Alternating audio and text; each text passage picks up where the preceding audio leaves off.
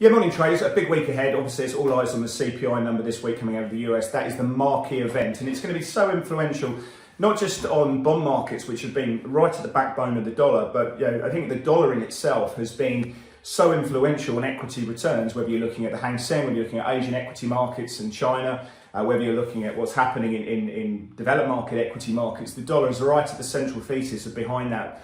And so I think this inflation number could be obviously very interesting, and certainly if we see a 7 handle, it would be a surprise, but it would rest these ideas, it would cement these ideas that we've seen peak inflation coming through, and maybe some of those rates pricing could come out a little bit, and we could see the dollar under a bit of a liquidation, which of course would cause a positive flow coming through in markets. Obviously, the counter is true, and if we see a stronger dollar, then equity markets may take a bit of a leg down. Again, in that situation, the technicals are screaming this is a long dollar environment.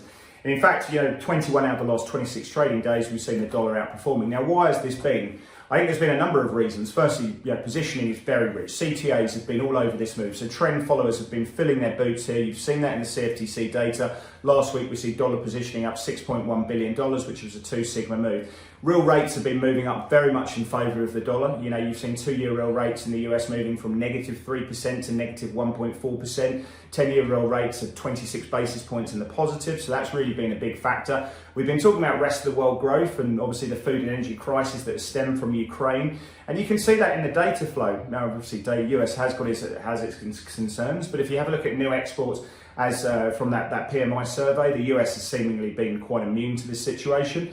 We've seen big outflows from China's funds. You can see that in dollar CNH. We broke through the 200-day moving average at 640. It's not really looked back. Not only have dollar CNH volatilities moved higher, which is meaning that G10 FX volatilities have moved higher as well. But generally speaking, we've seen a lot of those flows out of China, where we've seen 10 months in a row of outflows coming into the US as well. So from a rest of the world perspective, it's not just been a rate story, but it's also been a relative growth story as well. So the question we've got to ask ourselves this week is what happens with this CPI number? What happens to inflation expectations? Can this result in a weaker US dollar, which could therefore be very positive for equity stories?